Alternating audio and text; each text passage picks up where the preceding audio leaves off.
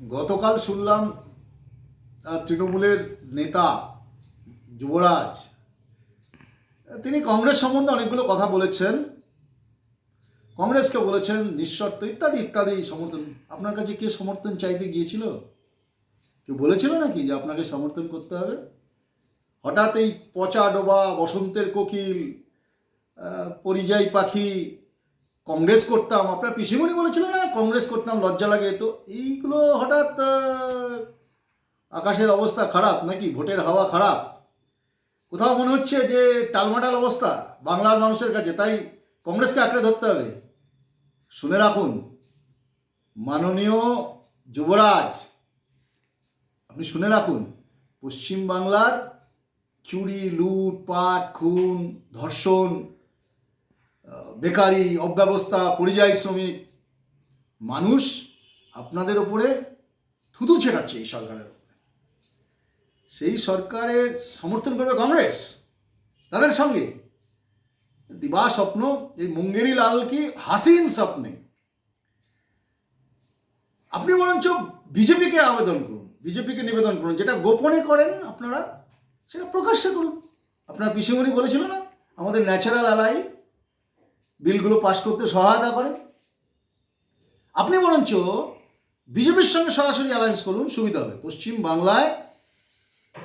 আপনি আরও বলেছেন যে কংগ্রেসের কি আছে, কংগ্রেসের কিছু নেই। সত্যি তো, কংগ্রেসের সেরকম কিছু নেই পশ্চিম বাংলায়, কংগ্রেসের নেই। কিন্তু কংগ্রেসের বালিতেও নাম নেই, বালি চুরিতেও নাম নেই, গরু চুরিতেও নাম নেই, কাটমানিতেও নাম নেই, চাকরি চুরিতেও নাম নেই, জেলের ভেতরে সিবিআইডিতে ভেতরে থাকা পশ্চিমবঙ্গের কোনো নেতার নাম নেই। আপনি ঠিক বলেছেন।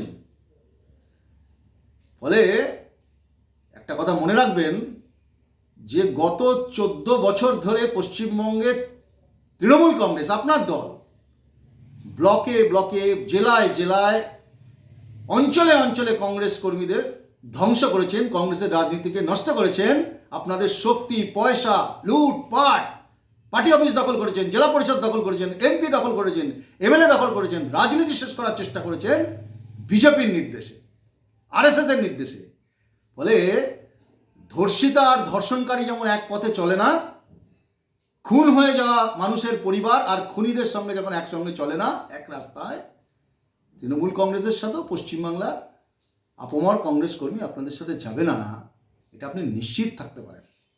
ফলে আপনার ওই অরণ্যে রোদন আসলে সারা ভারতবর্ষের মানুষ বুঝে গেছে, বাংলার মানুষ জানে যে ইন্ডিয়া জোটের নামে আপনারা সারা ভারতবর্ষে বিজেপির হাত শক্ত করেন।